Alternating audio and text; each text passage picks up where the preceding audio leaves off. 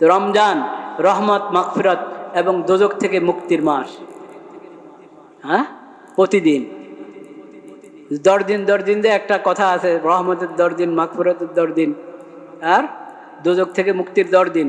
ওটা ওরকম মনে করে না যে এই রহমতের মধ্যে কোনো মাগফিরাত নাই, মাগফিরাতের মধ্যে আর অন্য কোনো কিছু নাই। মাগফিরাতটাও তো রহমত, আর রহমত হলেই তো মাগফিরাত হবে। পুরো রমজান মাসে এই রহমত, মাগফিরাত এবং দোজখ থেকে মুক্তির মাস। প্রতিদিনে আল্লাহ তাআলার মেহেরবানিতে, আল্লাহর রহমতে হাজার হাজার মানুষ না, লক্ষ লক্ষ মানুষ না, কোটি কোটি মানুষ দোজখ থেকে মুক্তি পেতে থাকে। এটা তো সহিহ হাদিসে আছে, শুধু শেষ 10 দিনের কথা না, প্রতিদিনেই দোজখ থেকে মুক্তি পেতে থাকে। আল্লাহ তাআলা সেই সৌভাগ্যবান ব্যক্তিদের মাঝে আমাদেরকে শামিল করে। রমজানের বিশেষ 2টা আমল তো আমরা জানি, দিনের রোজা, রাতের তারাবি। আরো অনেক আমল আছে রমজান। অনেক আমল কি কি? তেলাওয়াত, বেশি বেশি তেলাওয়াত করা, ইস্তেগফার করা বেশি বেশি, তওবা ইস্তেগফার, জিকির বেশি বেশি করা, আর সদকা খায়রাত বেশি বেশি করা। এগুলো সব 12 মাসের আমল, বাকি 11 মাসেরও আমল। কিন্তু রমজানে এই আমলগুলোর সব অনেক বেড়ে যায়। এই আমলগুলোর সব কি? রমজানের বরকতে নেক আমলের মান এবং সওয়াবের পরিমাণ আল্লাহ তাআলা বাড়িয়ে দেন। সওয়াবের মানও বাড়িয়ে দেন, সওয়াবের পরিমাণও কি? একটি বর্ণনা তো এরকমও এসেছে, 1/70, 1/70। অন্য সময়ের ওমরা রমজানের, কিন্তু অন্য সময়ের ওমরা থেকে রমজানের ওমরার মর্যাদা এবং ফজিলত বেশি কিনা? বেশি। এক হাদিসে তো এসেছে, নবী করিম সাল্লাল্লাহু আলাইহি ওয়াসাল্লামের সঙ্গে হজ করার মতো রমজানের ওমরা সওয়াব। তাহলে আমলের মান অনেক বেড়ে যায়, সওয়াবের পরিমাণ অনেক বেড়ে যায়। সেজন্য সদকা খায়রাত, ইফতার করানো অনেক বড় সওয়াব। ইফতারের হাদিয়া পাঠিয়ে দেন, ইফতার করার জন্য অর্থ পাঠিয়ে দেন, তৈরি করা ইফতার পাঠিয়ে দেন। মানুষ এখন অভ্যস্ত হয়ে গেছে বাজার থেকে কিনে কিনে নিয়ে আসে।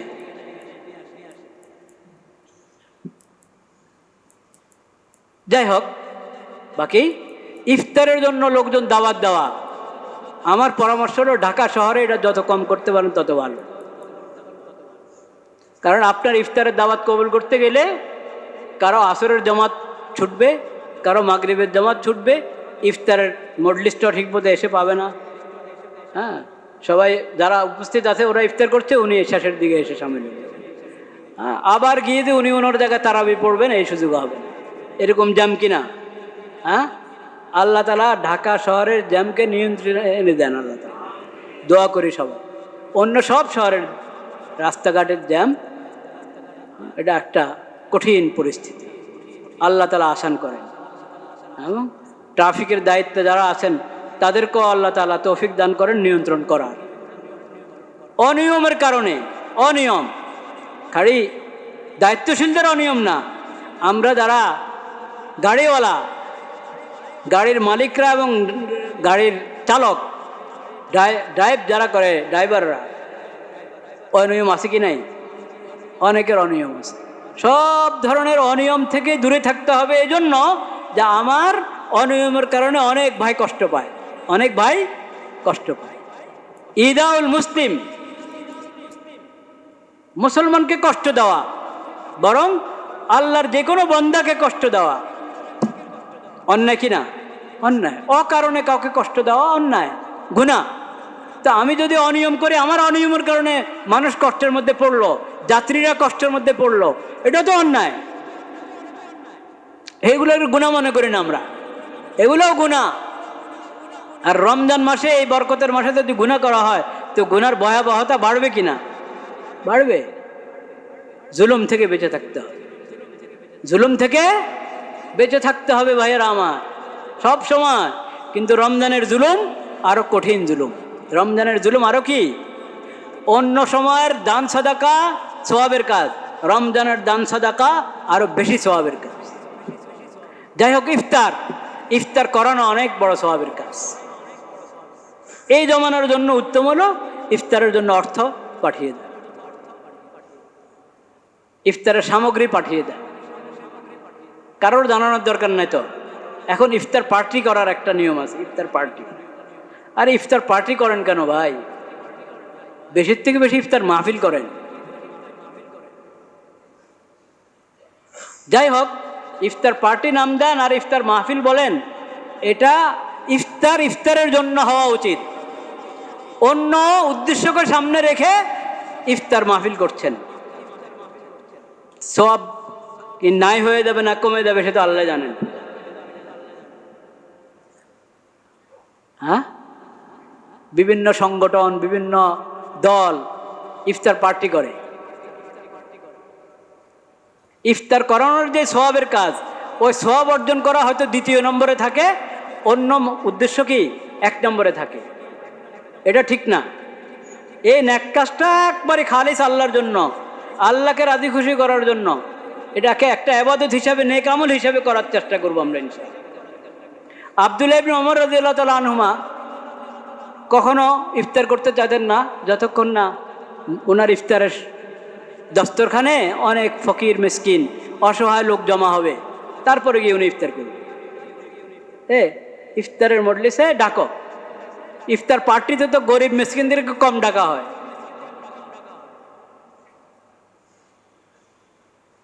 ইফতার বিতরণ করেন গরিব মিসকিন অসহায়দের লোকদের মাঝে।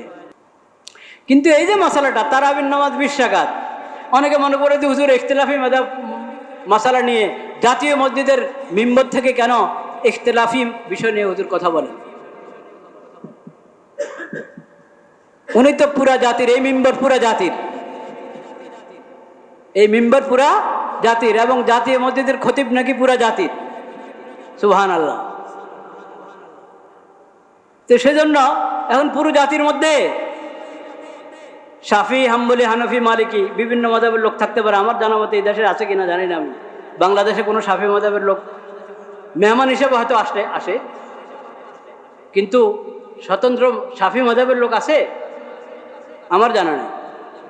মালিকি, হাম্বলি মাযহাবের লোক এই দেশে আছে বলে আমার জানা নেই। হিন্দুস্তানে কেরালার দিকে, ইন্ডিয়াতে কেরালার দিকে শাফি মাযহাবের লোক আছে। যাই হোক, তো এখন উনি ইখতিলাফি বিষয় নিয়ে কেন কথা বললেন? তো তারাবি 20 রাকাত হওয়া এটা ইখতিলাফি বিষয় না, এটা নিয়ে ইমামদের মাঝে কোনো ইখতিলাফ নাই। মালিকি, হানাফি, শাফি, হাম্বলি সব মাযহাবে তারাবি 20 রাকাত। কোনো কোনো মাযহাবে 20 রাকাতের বেশি থাকতে পারে, 20 রাকাতের কম তারাবির নামাজ কোনো মাযহাবে নেই। কাজেই এই 8 রাকাত পড়ে চলে যাবেন, 20 রাকাত পড়ে চলে যাবেন, আর 10 রাকাত পড়ে চলে যাবেন, এই কাজ না করেই পুরো 20 রাকাত পড়বো। তারা তাহাজ্জুদের নামাজও আলাদা শেষ সাথে পড়বো। আর একটা কথা আছে যেটা আমি গত সপ্তাহে বলেছি, যদি আপনি তারাবির নামাজ দীর্ঘ কেরাত দিয়ে পড়ছেন, কয়েক পারা পড়ে ফেলছেন তারাবির নামাজের মধ্যে, মজবুত হাফেজ, আপনার দুই ছেলে হাফেজ, 3 ছেলে হাফেজ, তাদেরকে নিয়ে আপনি পড়া শুরু করেছেন। সূরা বাকারা শেষ করলেন, আলে ইমরান শেষ করলেন, নিসা শেষ করলেন। নবীজি সাল্লাল্লাহু আলাইহি ওয়াসাল্লাম কখনো তো তাহাজ্জুদের নামাজের মধ্যে এই 3 সূরা 1 রাকাতে পড়ে ফেলেছেন। সে তো একা, আপনি যা লম্বাকরণ করেন, তো আপনি এরকম পড়লে সেহরির সময় হয়ে গেছে তারাবি পড়তে পড়তে, তাইলে তো আলাদা করে তাহাজ্জুদ পড়ার প্রয়োজন নাই, সময়ও নেই। কিন্তু তারাবি আমরা অভ্যস্ত হয়ে গেছি শুরুর রাতে পড়তে। এই অভ্যাসটাও কোনো ভুল অভ্যাস না, এটাও সাহাবায়ে কেরামের জামানায় ছিল। এসার পর আমরা তারাবি পড়ে ফেলি, তারাবি পড়ে তেলাওয়াত করি, নফল পড়ি, বিশ্রাম করে শেষ রাতে যখন উঠলাম তখনও তাহাজ্জুদ পড়ি। এই যে ধারণা কিছু লোক প্রচার করে যে তারাবি আর তাহাজ্জুদ দুটোটা এক নামাজ, এই ধারণা কিনা ঠিক না। তাহাজ্জুদ তো শুরু হয়ে গেছে ইয়া আইয়ুহাল মুজাম্মিল কুমিল লাইলা ইল্লা কালিল, সূরা মুজাম্মিল, সূরা মুজাম্মিলের মধ্যে তাহাজ্জুদের বিধান এসেছে। সূরাতুল ইসরা 15 পারা, ওখানে তাহাজ্জুদের কথা আছে। এগুলো তো নবী করিম সাল্লাল্লাহু আলাইহি ওয়াসাল্লাম যখন মক্কা মুকাররমা ছিলেন তখনই এসব আয়াত অবতীর্ণ হয়েছে। তাহাজ্জুদ তো তখন থেকে। কিন্তু তারাবির নামাজ তো রমজানের রোজা যখন শুরু হয়েছে তখন থেকে তারাবির নামাজ। আর রমজানের রোজা সর্বপ্রথম ফরজ হলো মক্কাতে না মদিনাতে? নবীজি যখন মদিনা হিজরত করে আসলেন এরপরে রমজানের রোজা ফরজ হয়েছে। রমজানের রোজা যখন ফরজ হয়েছে তখন নবী করিম সাল্লাল্লাহু আলাইহি সাল্লাম বলেছেন, ফারাদাল্লাহু লাকুম সিয়ামাহু ওয়া সানানতু লাকুম কিয়াম। রমজানের রোজার বিধান এসেছে কোরআনের মাধ্যমে সরাসরি, আর রমজানের তারাবিহের বিধান এসেছে নবী করিম সাল্লাল্লাহু আলাইহি সাল্লামের সুন্নাহর মাধ্যমে। অথচ রমজানের রোজার বিধান ফরজ হওয়ার আগেই তাহাজ্জুদের নামাজ এর বিধান এসে গেছে সূরাতুল মুজাম্মিলের মধ্যে। তো তাহাজ্জুদ তো আগে থেকে শুরু হয়েছে। রমজানের রোজা ফরজ হওয়ার আগেও তাহাজ্জুদ ছিল, ফরজ হওয়ার পরেও তাহাজ্জুদ আছে।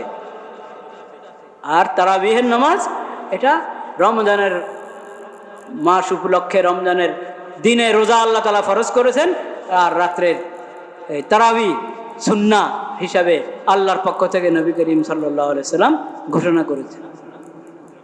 মান সামা রমাদান, ফজিলত একটা ফজিলত, দোনো আমলের একটা ফজিলত কিন্তু বরাবর। সিয়ামের অনেক ফজিলত আছে আলাদা করে, কিন্তু একটা ফজিলত সিয়াম এবং কিয়াম। কিয়াম মানে বুঝেন কিন্তু, কিয়াম ও রমাদান, রমজানের রাত্রে তারাবিহের মধ্যে কোরআন তেলাওয়াত করা এবং শোনা, এটা হলো কিয়াম রমাদান। সিয়াম রমাদান, মান সামা রমাদান ঈমানান ওয়া ইহতিসাবান গুফিরা লাহু মা তাকাদ্দামা মিন যামবি। আল্লাহ মাগফিরাত করে দেন রমজানের সিয়ামের উছিলা। আবার মান কামা রমাদান ঈমানান ওয়া ইহতিসাবান গুফিরা লাহু, কিয়াম রমাদানের উছিলা আল্লাহ তাআলা কি করে দেন? মাগফিরাত করে দেন। এবং বিশ্বের যে কোনো জায়গায় মানুষ মজলুম হয়ে আছে, অসহায় আছে, তাদের দিকে হাত বাড়ানো দরকার। তাইলে আমাদের রোজাটা আরো বেশি বরকতপূর্ণ হবে, আরো বেশি ফজিলতপূর্ণ হবে। আল্লাহ তাআলা সেই তৌফিক দান করেন। শরীয়তের শিক্ষা হলো রমজানে বেশি ব্যয় করো, আল্লাহর রাস্তায় কি করো? খরচ করো। সদকা খায়রাত বেশি বেশি করো। নবী করিম সাল্লাল্লাহু আলাইহি সাল্লাম তো দানশীল ছিলেন। সবচেয়ে বড় দানশীল কে? হযরত মুহাম্মদ মুস্তাফা সাল্লাল্লাহু আলাইহি ওয়াসাল্লাম। তার বদান্যতা,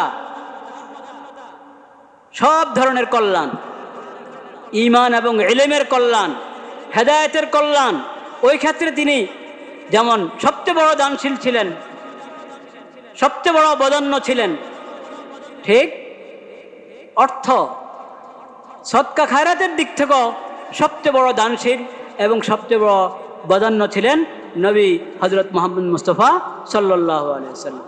সর্বশেষ নবী, শ্রেষ্ঠ নবী, বিশ্ব নবী হযরত মুহাম্মদ মুস্তাফা সাল্লাল্লাহু আলাইহি ওয়াসাল্লাম। কানা রাসূলুল্লাহ সাল্লাল্লাহু আলাইহি ওয়াসাল্লাম আজওয়াদান নাস ওয়া কানা আজওয়াদা মা ইয়াকুনু ফি রমাদান। রমজান মাস আসলে তো নবী করিম সাল্লাল্লাহু আলাইহি ওয়াসাল্লামের বদান্যতার, দানশীলতার কোনো সীমাই থাকতো না।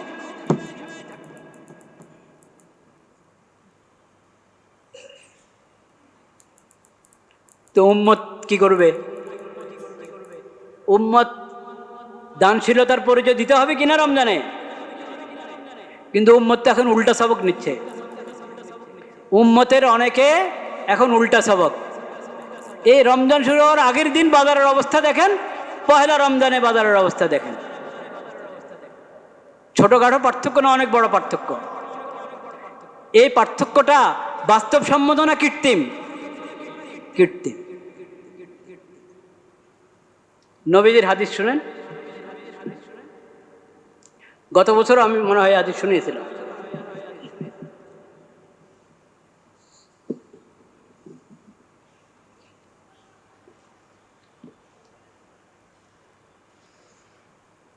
নবী করিম সাল্লাল্লাহু আলাইহি সাল্লাম বলেছেন, সাহাবী বলেন, আমি নবীজির থেকে একবার না দুইবার না অনেকবার শুনেছি।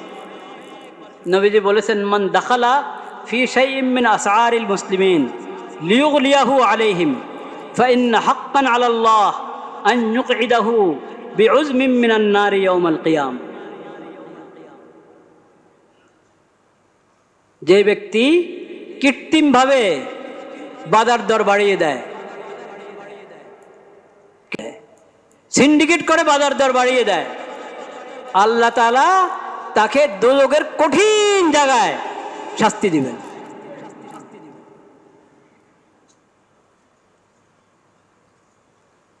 ভাইরা আমার, সব ব্যবসায়ীদেরকে খেয়াল করতে হবে।